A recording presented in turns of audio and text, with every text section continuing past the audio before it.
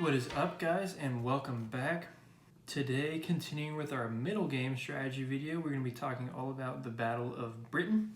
Now, this one may spark a bit of controversy in the comments because this is the video where I'm going to make my defense of strategic bombing in this game because I'm of the opinion that it's awesome and I love it and I like to do it, especially with the Germans against the British.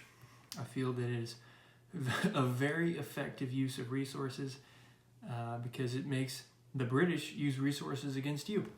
So this video will be my defense of it and how I go about doing it and kind of why I think it's effective.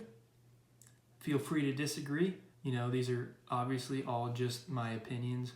I don't claim to be the foremost knowledge on all things Global War 1936. These are just things that I have found work for me in the past. So feel free to disagree and let me know in the comments. I'd love to hear you guys' thoughts on strategic bombing here in the Battle of Britain. So, without further ado, let's go.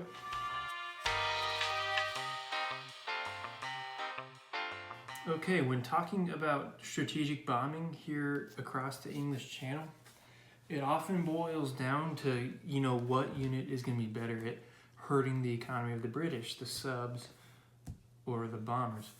And I don't totally agree with that. I think that having both is going to be better than having either or. Now, when compared head to head, I would agree that subs are probably the better unit in terms of cost to damage ratio. Subs are only $6, $5 if you have improved construction, versus 12 for your strat bombers here, which is very expensive for one unit. I think having both creates an interesting situation that the British have to respond to on both accounts. They can't just allow you to bomb London willy-nilly because either it'll hurt their economy or it'll have their tech output, which are both very good things for the Axis. And of course, convoy raiding in the Atlantic directly hurts the British income. So I've always wondered why not just do both. Usually you can end up with, now obviously I have no way of knowing what your board state is going to look like at any point in the game, but I think typically I'll end up with around 10 German subs, maybe a little less depending on what's going on mainland Europe. But then of course I love to throw in 2 strategic bombers on top of that as well.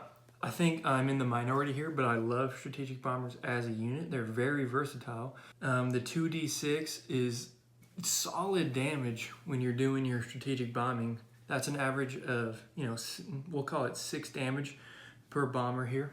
So when you're rolling for your strategic bombing here, it's going to be an average of 6 damage per bomber with your 2d12, which is head and shoulders above what your average for each sub is going to be. So when you're rolling in the early game with the +2 modifier, the subs versus a +0 modifier for the convoy defense, your average for each sub is going to be 2 damage. So that means that one bomber here is going to be equal to the average damage output of 6 subs, which already gives us a better per turn average in terms of damage to the British economy, because obviously 3 subs is $18, 1 bomber is $12. So already right there, you've got better bang for your buck in terms of the damage per IPP that you're doing with a bomber versus a sub. Now this is just averages. Of course, things can change game to game, but if you do it 10,000 times, then your bombers are going to do more damage per IPP than your subs are. Now this is in the base game state. Once the British start getting techs like radar and their advanced anti-sub warfare, then the subs get even less effective. So your bombers have very good damage output that I think gets underrated. Not to mention their ability, once Britain has been secured by the British, to drop airborne in Russia and bomb factories in Russia. So they're a dual front weapon. So once the Battle of the Atlantic is over, it's over and your subs are kind of useless. But once they've gotten sufficient fighters and stuff in London to protect it, then you can just move your strat bombers into Russia and start making life hell for Russia as well. So I really, really do like the bombers in this game. And that's not to mention your medium bomber here. So the first turn you can buy your strat bombers is in, I think, July of 39 off the top of my head. So if you buy a strat bomber in July of 39 and then January of 40, you're rolling 5 die per turn against the London factory here, which is going to be an average of 15 damage per turn, which is crazy high. That nearly halves the British economy just right there. Now, of course, all these numbers I'm throwing out at you don't take into consideration the fact that your bombers are going to get rolled at via the anti-aircraft guns that hit on a 3. That's only 25% odds, so you're going to have anywhere on average from 1 to 4 turns of output from your strat bombers. If we think about this in terms of, math, which nobody likes, you're doing on average 6 damage per turn with your bomber. That means you've only got to survive 1 anti-aircraft roll for your bomber to usually pay itself off. You come in here, you bomb London, and let's say they miss you on that first roll, then on the next time, even if they hit you, you're still going to do an average of 12 damage with that bomber, which means it's paid itself off in terms of value against the British. Now, odds are you're going to make it past 2 bombing runs in Britain, and after you've got to that 12 damage point against this factory, then your bomber is only profit. And it's going to take your subs, on average, 3 turns to get to that break-even point instead of 2 on average for your strat bombers. So put that as another plus in the column for the strat bombers, in my opinion. And you can attribute that to the awesome mechanics of, even if your bombers get shot down by the inherent anti-aircraft of these factories, they still get to drop their payload, which is great. It makes your bombers pay for themselves much quicker and much easier, which makes them so much more worth it, in my opinion. Now on to the final aspect of strategic bombing.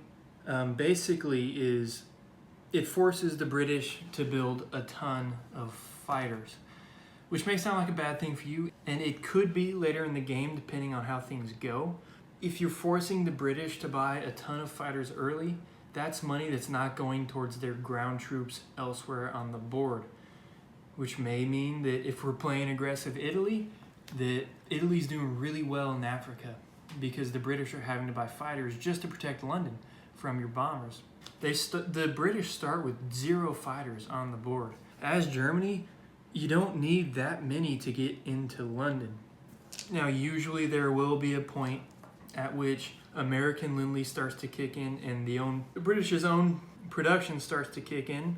And just like in the Battle of the Atlantic, you will get taken out of London and you won't be able to continue to bomb them just because of probably the sheer number of fighters they've got in there. But again, at that point, you take any of your surviving bombers that you still have and you send them to the Eastern Front and start bombing the crap out of Russia, because the Russians probably won't have a great air force either. So I have really, really talked myself into loving strategic bombers. And don't even get me started on your heavy strat bombers, which cost a whole $1 more than your normal strat bombers, but they get an extra D6 in there as well. Plus, I haven't even mentioned carpet bombing yet, which maybe with normal strat bombers isn't super effective, but when you're rolling 5d12 at a 2, you'll probably get a hit or 2 out of that. And if they cost $1 more, that's 13 IPPs, and they're doing an average of 9 damage per bombing run, which means they basically pay themselves off after 1 bombing run. I love strat bombers. They're just a fun unit to use, and they can really cause some headaches for your opponents, just having to actually defend their factories, which is a crazy concept in these games, which it shouldn't be. Bombing should be effective, and I am of the mind that it is. So let me know what your thoughts are. I think the community really doesn't value strategic bombers as much as I think they should, but of course my opinions are my own. So let me know what you guys think, and I will see you next week for Japan. We're going to be invading the Dutch East Indies. Love you guys.